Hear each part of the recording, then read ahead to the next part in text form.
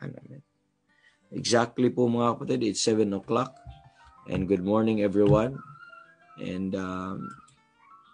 truly ay mabuti ang Panginoon sa atin ngayong umaga. So tayo po ay dadako po mga kapatid sa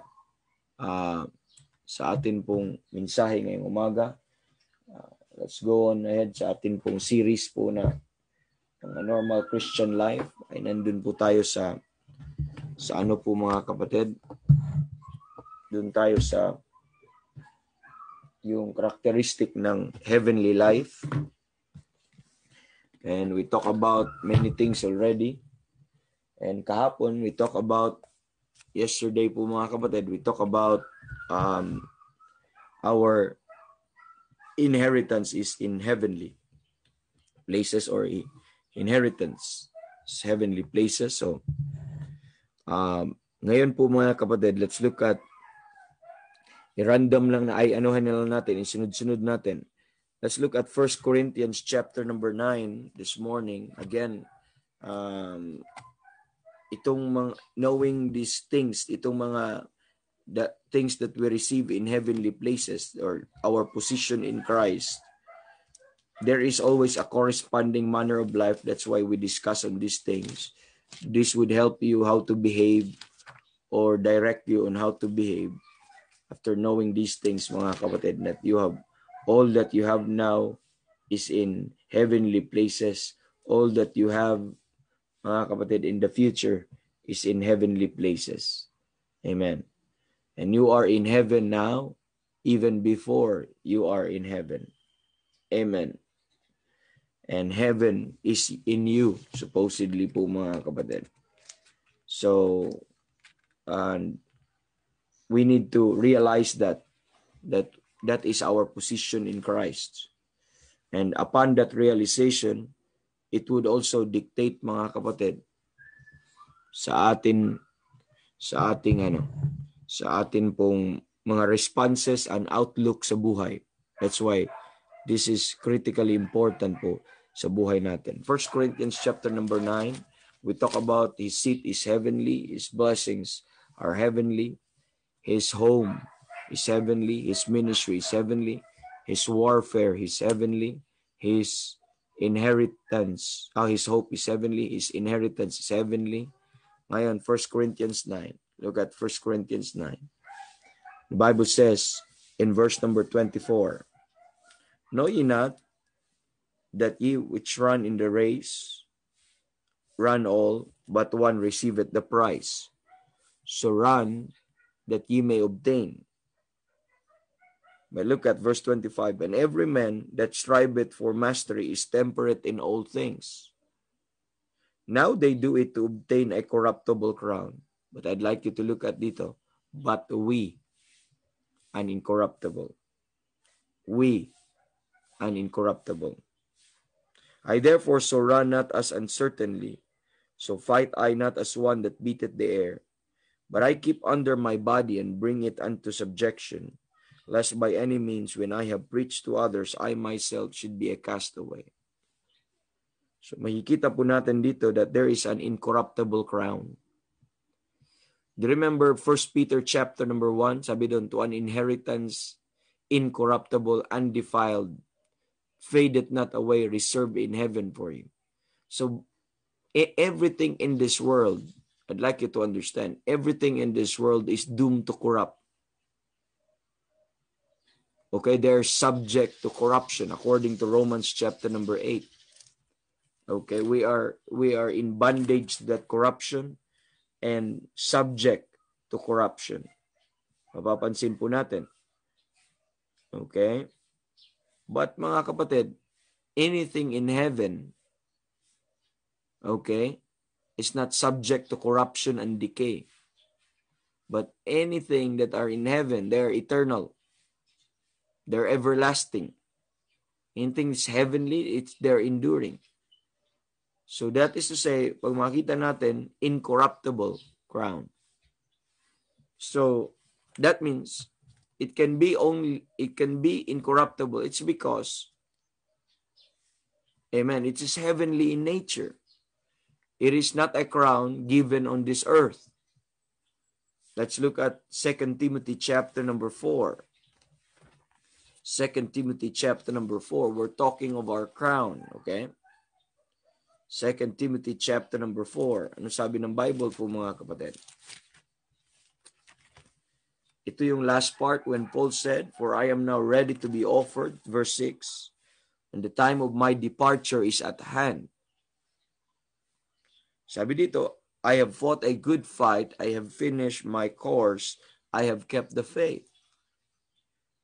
Henceforth," sabi niya, henceforth, "there is laid up for me, a crown of righteousness."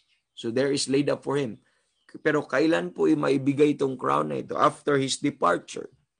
Pagkarating niya doon, to depart, saan ang departure ni Paul? To depart and to be with the Lord, which is far better. So when Paul will depart, mga kapatid, he will be with the Lord. And sabi ng Bible, henceforth, there is laid up for me a crown of righteousness, which the Lord, the righteous judge, shall give me at that day. And not to me only, but also them that love his appearing. So there is that crown incorruptible, that crown of glory, mga kapatid. And these are heavenly crowns. Okay, meron pa silang mga crown of life. Meron pa, so maraming mga, at least there are 5 crowns sa Bible. Okay. Meron pang, ang tawag dun sa incorruptible crown, they call it the victor's crown when you win a race or a fight or a contest. So, anyway, regardless kung anumang crown po na yun, what I'm trying to tell you this morning that the believer's crown is heavenly. And whether you are successful in this world, whether you are educated or uneducated in this world, whether you have won, ano po mga kapatid, or attained lofty positions, or wala kang position, or pag ikaw ay ligtas, amen, meron nang nakalaan sa iyo na crown. At yung crown na bibigay sa iyo ng Panginoon ay heavenly. And going back doon sa ano po mga kapatid, going back to 1 Corinthians chapter number 9, yung text kanina. Makikita natin sa 1 Corinthians chapter number 9, yung motivation ng mga tao, why they have to do things. Okay? In verse number 1 Corinthians 9, kanina, no? In verse number 24,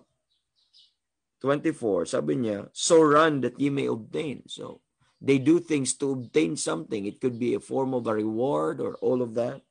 Verse 25, "And every man that striveth for mastery is temperate in all things. Now they do it to obtain a corruptible crown." So yung mga athletes, yung mga nag-asasali sa mga contests, like whatever kind of sports or contests, whether boxing, basketball, whether marathon, and anong klase po mga kapatid, may pangangailangan po sila, nagsastrive po sila for mastery. Ibig sabihin, nagsusumika po sila na ma-attain po nila yung excellency ng kanilang skills or yung mastery. And they are so motivated.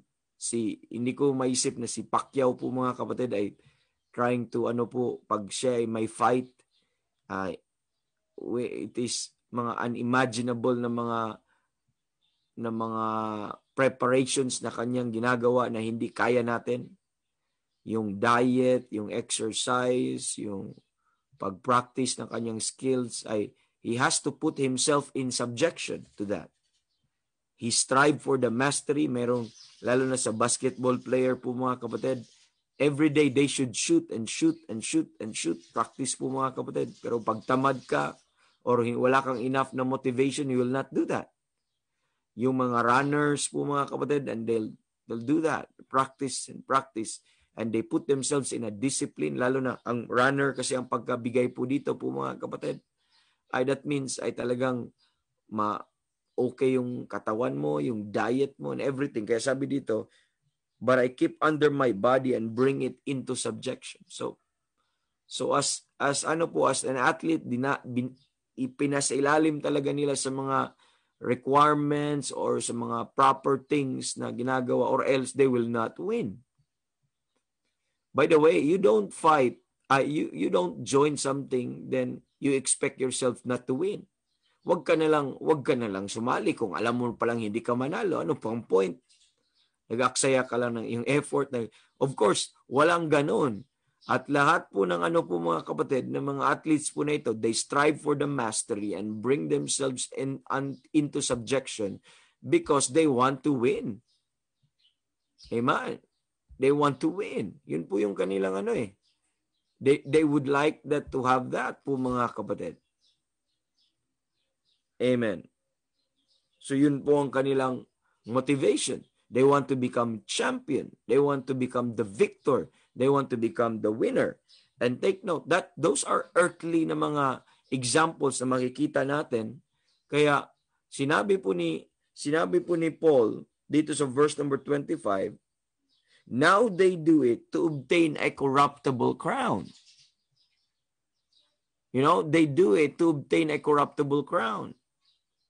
Mayroon tayong mga sikat na mga athletes po mga kapatid na for how many years? For the span of 10 years or 15 years. Pero after nung nawala na sila, nag-slow din sila mag-fade. Marami tayong mga athletes na nakikita na nakakuha sila ng riches and glory and fame, pero later on, bakit? They are striving for something that is corruptible. They will slowly be out of the picture. They will fade. The money that they've gotten, they could not even bring that to heaven. Or ang iba nga sa kanila naka-experience ng bankruptcy. They never thought na mauubos ang kanilang pera. Or yung mga fame or laurel leaves na ilalagay o mga crown, they're doomed to fade and they're doomed to to corruption. But they are so motivated to obtain a corruptible crown. Naintindihan po natin? They have exerted all their efforts, all their energy, all their resources, all those discipline. They have exerted everything. They give up so many things para ma-focus, para lang i-put themselves doon po sa na yon, sa state na maging manalo sila po mga kapatid. Everything they invested doon sa mga bagay na yon for a corruptible crown. Mga kapatid. And hindi lang sa mga athletes po mga kapatid, even sa atin. We have invested on things, we have strived on things, even in studies, even sa pag-aaral natin. For example po mga kapatid, we attained na maging first honor tayo, so we put ourselves into that subjection na dapat mag-aral, gawin lahat ang ito, tapos at the end, magiging first honor ka, second honor, at yung glory mo sa pagka-first honor mo nung grade 1 ka, applause, saglit lang. Mas wala na. Tapos yung grade 2 ka, first honor mo, sikat ka on that, pero pagkasunod, wala. Kahit first honor ka pa from grade 1 all the way to college po mga kapatid, nagiging summa cum laude at everything, lahat po na-attain mo, na napasa mo, nagiging top-notcher ka sa bar and all of that. And ang dami mong give up para lang ma-attain mo yung number 1 na yun. Madami mong hours na in-spend, madami mong everything na is yung marami kang na-sacrifice para lang ma-attain po yun. Kasi nagsistrive ka for mastery. That is the cost of having something or getting to be po mga kapatid. But what I'm not saying you don't do it. I'm not saying that you don't have to be to strive for mastery in everything you do. What I'm saying is you do your best in everything that you do po mga kapatid. But you have also to be discerning po mga kapatid that the rewards or the ano po ang makukuha, the crown? Are you striving for corruptible over incorruptible crown? Those are temporal glories, temporal fame, temporal ano po, but you could never bring that to heaven. You could never anything po mga kapatid. It may be add to your pride or all of that. By the way, we thank God for those who succeed in this life and yet they remain humble and faithful to God. Praise the Lord.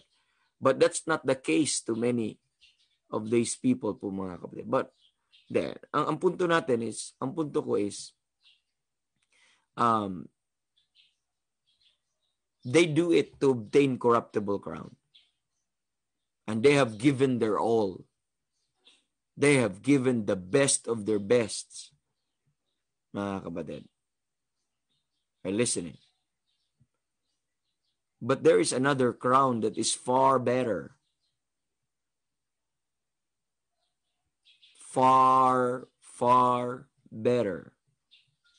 And this time, it's not corruptible, but they're incorruptible. This time, they're not temporal, but they are eternal. And that is the real reward that is lasting. At ang magbibigay ng reward na ito ay ang Diyos mismo. Lahat ng nagbibigay ng reward dito po mga kapatid ay ang mga tao lang din. Pero ang nagbibigay sa iyo ng reward, di ba malaking honor pag may manalo sa Olympic or may manalo po mga kapatid sa mga Asian Games or si Pacquiao for example sa mga international games. Laking honor sa kanila na ipapatawag sila ng Malacanang. Pag ipapatawag na sila ng Malacanang at doon sila susuotan ng medal, napakalaking honor po yun sa earthly athlete. Yun ang mga motivations nila. They want to bring honor to their country. They want their president or king to be proud for them and all of that and their countrymen. Yun po yung mga temporal glories. That's why, sige na, yun ang motivation nila. Number one motivation nila. They strive for mastery and they become temperate in all things. Kaya pag sinabi mong temperate, talagang nandun yung disiplina in all things. Bawal to, bawal yan. So he put himself under subjection sa mga bagay na yon. Sacrifice lang muna, tiis-tiis lang muna, ganito lang muna, but to obtain corruptible crown. I know you experience those things, mga kapatid. We pursued on something, at the end of the day, wala lang din pala. Doesn't matter. What matters most when you know the Lord, ito pa lang, po mga kapatid. But although it help us sa mga natin, makatulong sa ministry, na kinakilala natin ang Panginoon, na-redirect ang ating mindset. Ito pala, akala ko para sa aking glory and fame lang itong pagkaano ko, para to sa Panginoon. At dahil dito na ako ay nagbigyan ako ng magandang trabaho at para pala to sa Panginoon. So, nung na-save ka na, i-redirect yung mind mo. Okay? So, but nevertheless, yun ang ginagawa ng mga tao.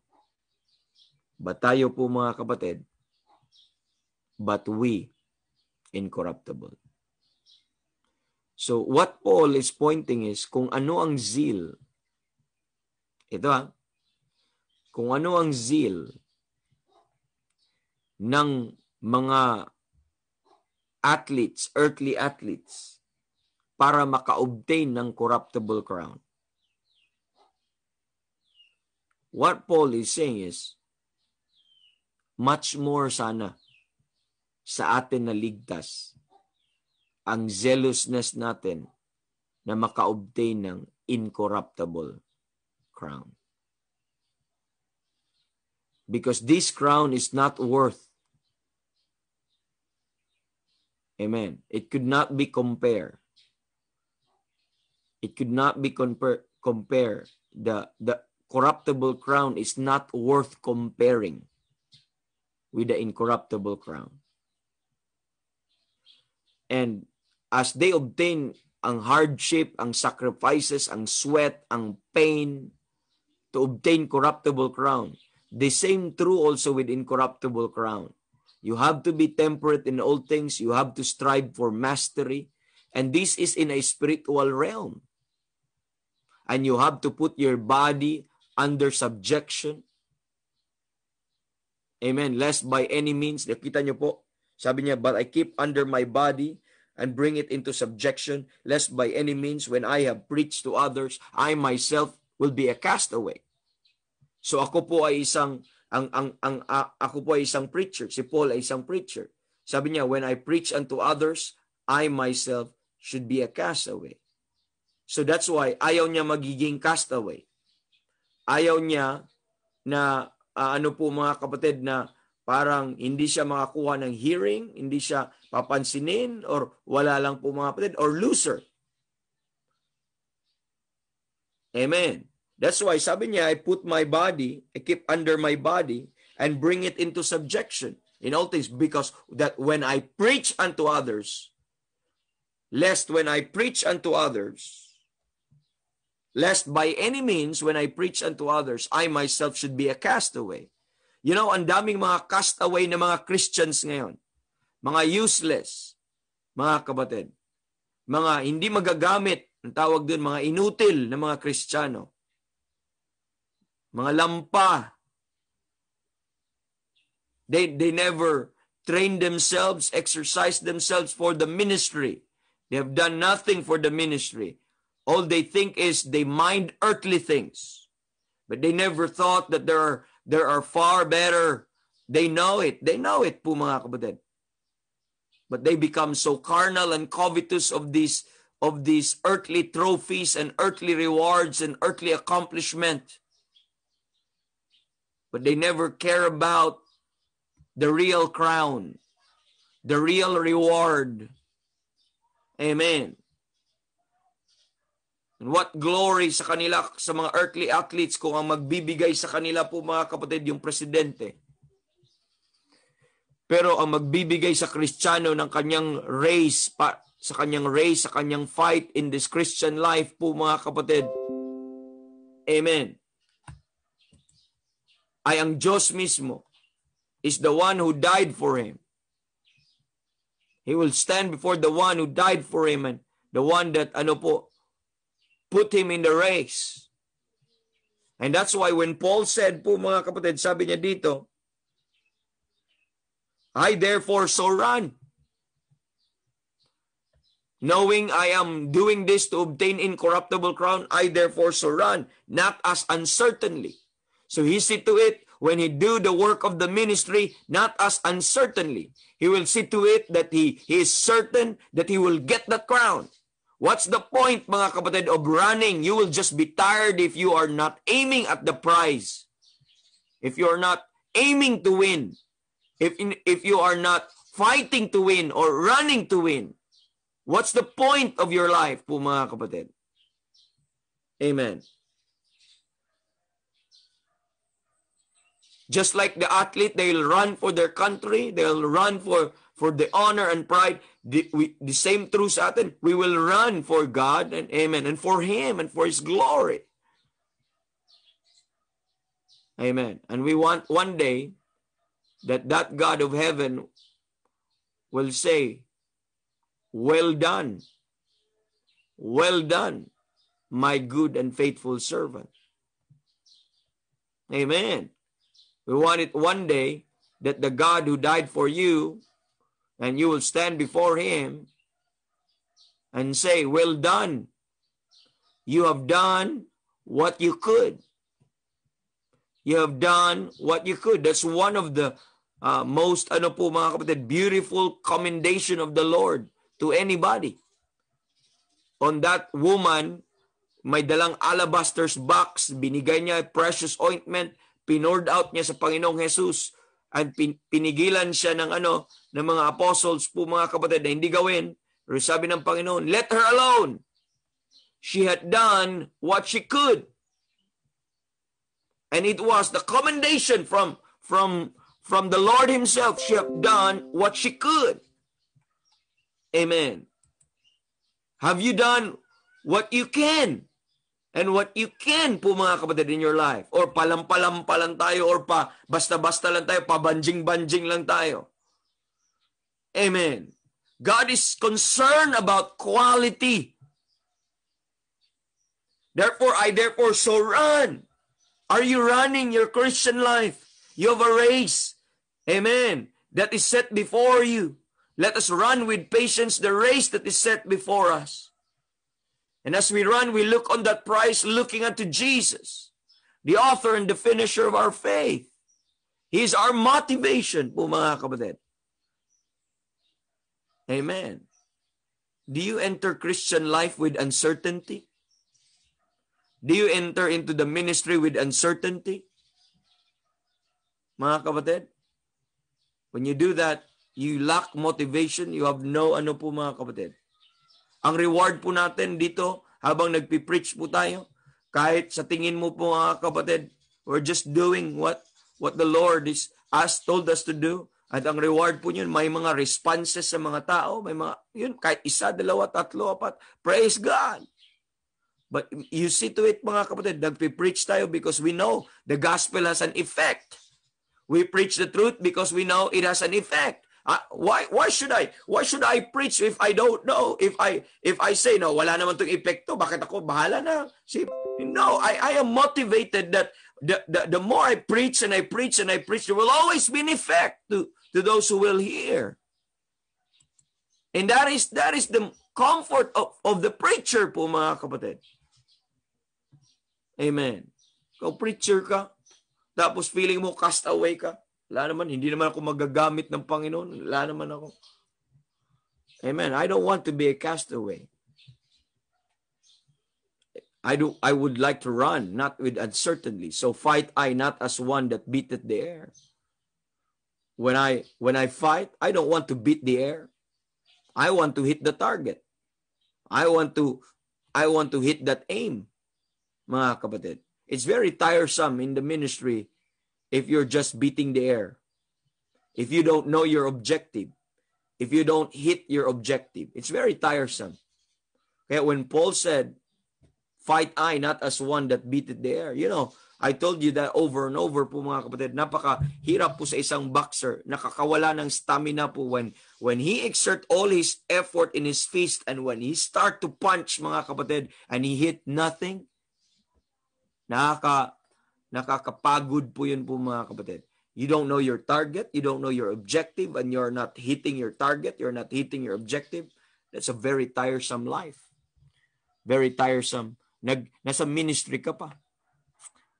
Amen. Nagti-teacher ka pa, nagpi-preacher ka pa, nag-ano ka pa, nagka-Kristiyano ka ba, nagso-soul winner ka pa, nag-ano ka pa, ano bang calling mo sa Panginoon or ano bang ginagawa? And you're not exerting your effort. Mga kapatid. Kaya nga sabi ko sa mga young people kung gaano ka nag-exert effort na mag-aral ng mga earthly things, bakit hindi ganun ang zeal nyo sa pag-aaral ng salita ng Diyos? Amen. Bakit pagdating sa salita ng Diyos, we do less? Bakit pagdating sa ministry, we do less? Amen. Po mga kapatid. So, sabi niya po, I don't want to be a castaway. You know, I told you that often also that my number one fear in life po mga kapatid is not to die. But my greatest fear in life is when the Lord will say, my son, I could no longer use you. If the Lord will say that to me at hindi na ako magamit ng Panginoon, I'd rather go to heaven now. You know why we still abide? You know why we're still here? Because it's still needful. It's still needful. Kung hindi ka na needful, then you will depart. Kung tapos ka na, then you'll depart. But kailangan pa tayo ng Panginoon. Magagamit pa tayo ng Panginoon. So, kung magagamit ka ng Panginoon, then prepare yourself, exercise po mga kapatid, yourselves unto godliness. Amen. Put yourselves into strive for mastery and temperate in all things, strive lawfully and all of that. Like for example po mga kapatid, babasahin po natin dito po if God called you a soldier, then war, then master yourself sa mga bagay po na yon. The Bible says po mga kapatid, endure hardness as a good soldiers of Christ. We are all soldiers. Then endure hardness as a good soldier of Christ. And the Bible says, no man that warreth entangleth himself with the affairs of this life. Amen. That he may please him who hath chosen him to be a soldier. So if you are called a soldier, then you have to engage yourself in a war. And before you go to a war, you have to prepare yourself, or else pagdating sa war, you will just be a castaway. You are a casualty. O mga kapatid, could you imagine you enter into a war and your mentality, casualty naman ako? For goodness sake, try to improve yourself, try to grow, try to exercise yourself as a good soldier. Mga spiritual things, prepare yourself, learn how to use that weapon, be familiar about the objective, be familiar po mga kapatid who your enemy is, and learn yourself the design, the function of your weaponry, and all of that stuff po mga kapatid. Then when you go to war, amen, your mindset is to win the war, amen, win every battle, win every war, and you don't go there and thinking, I'm a casualty. No. So that when you go to the war, I myself should not be a castaway. Amen. When you're a preacher, mga kapatid, amen, develop it, preach, study, amen. Put yourself under subjection to all these things. Put away some garbage. You need to study. You need to stick your nose in the Bible. You need to pray. You need to beg God. And you need to put there. And how in the world, mga kapatid, ikaw nagpapastor, hindi ka man nag-aaral, ikaw ay nagba-Bible student, ayaw mo naman mag-aaral din. Huwag ka na lang magpapastor kung basta lang okay lang makapagsalita ako dun sa harapan, makapagganito ako, ganyan. Mga kapatid, ano bang, amen. We're a castaway. But what sabi ni Paul po dito, if a man strive, sabi niya, for masteries, he is not crowned except he strive lawfully. Paano ka na crowned? You strive lawfully. Do it right. Ibig sabihin, when you strive, do it right. When you strive for mastery, because you will not be crowned unless you strive lawfully. Do it right this time. And remember, amen, we don't do it to obtain corruptible, but we incorruptible crown. Amen. I myself should be a castaway. I don't want to go there with uncertainty. I don't want to go there doing what God called me to do, missing my objective or just beating the air. We're wasting our time. We're wasting our resources. Amen. Do you remember po mga kapatid, ang price is always, mga kapatid, is dependent also on the effort and the skill. Usually, ang malalaking price, by the way, kaya walang boxing na 1,000 lang ang price eh. Biro mo, mabugbog ka doon, tapos 1,000 lang ang price. Not worth it. The price is, depende po yun sa sacrifice na binibigay at kung ano yung effort, kung ano yung po. Hindi naman kagaya ng mga trabaho yan, yung mga papawis, yun ang malilit na sahod, yung mga blue-collar job, yung andun ka lang sa air condition, yun tuloy ang mga malalaking trabaho, ay mga sahod. Pero sa US, iba naman. Yung mga mahihirap na trabaho, yung mga nai-exert ka ng effort, yun ang mga malalaking sahod sa Pilipinas, kung yung papindot-pindot lang and all of that, yun ang mga malaking kita. Mga kapatid. Remember, you have a crown. Kaya si Paul, sabi niya, I have fought a good fight. I have finished my course. I have kept the faith. From henceforth, there is laid up for me a crown of righteousness, which the righteous judge will give me at that day. And he's very sure. You know why he could say that? Because he fought a good fight. He finished his course. And he kept the faith. He said in 1 Corinthians 9 verse 24, so I therefore so run, not as uncertainty. So fight I not as one that beateth the air, but he put his body and bring it unto subjection. Or else, if he will not do that, lest by any means I myself should be cast away. Christian, don't be a castaway. Preachers, don't be a castaway. Amen. You nurture that. You exercise that. You develop what God has told you to do. Amen. And para so that you will not in vain. Because what we're looking here is not, I don't want to run in vain. Not run with uncertainty. Not running in vain. Last mga kapatid, na time na pala. Hindi ko napansin, sorry. And last verse po mga kapatid, let's go to Philippians chapter number 2. Po mga kapatid. Philippians chapter number 2. Let me read verse number 14. Do all things without murmurings and disputings, that ye may be blameless and harmless, the sons of God, without rebuke in the midst of a crooked and perverse nation, among whom ye shine as lights in the world. Look at verse 16. Holding forth the word of life. Take note, holding forth the word of life, that I may rejoice in the day of Christ, that I have not run in vain, neither labor in vain. You know, you don't run in vain. You don't labor in vain. That you see to it po mga kapatid. Amen. Because possibly po that you are doing the work of the ministry and you are not giving your best and you are not that striving for the mastery and you are not putting yourselves into subjection, you're not bringing yourselves to be temperate in all things, and you are not striving lawfully. It is possible that you have given your all, you're given your effort, and yet at the end of the day, pagdating sa judgment seat of Christ, you're just wasting your time. Because you have run in vain. You have labored in vain. Dahil wala kang napapalang crown. Because you did not do it right. Amen. Because you do it with uncertainty. You fight, mga kapatid, you're not beating your objective, but you're beating the air. Amen. At the end of the day, pagdating doon, you run in vain, you labor in vain. Amen. At ano i-expect po natin? Because these are not part of our salvation, but these are rewards based on our works, based on our faithfulness, based po sa pinapagawa po ng Panginoon po mga kapatid.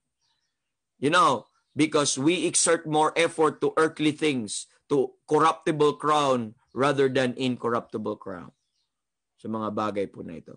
I would like to stand in that day of Christ and that judgment seat of Christ and say, I don't want to run in vain, neither labor in vain. Kaya sabi ni Paul, yea, if I be offered a sacrifice upon this unservice of your faith, I joy and rejoice with you all. Kasi ang goal ni Paul is not just to rejoice here. Ang goal ni Paul ay hindi lang dito ang kanyang reward, pero doon sa langit, that I will rejoice in the day of Christ. I want to rejoice in the day of Christ. I don't want at the end, looking back at in my life, okay, grabe, 50 years, 30 years kang nagpipreach. Pero they're all in vain dahil wrong doctrine, mali ang pamamaraan, hindi biblical, and all of that. You see, because you miss to strive kung ano po yung tama study. Lahat na yan. Mga kapatid, your real crown is heavenly. So as you strive sa mga earthly, temporal na mga bagay, shame on us. Amen. If we neglect this real reward and this real crown. Po mga kapatid.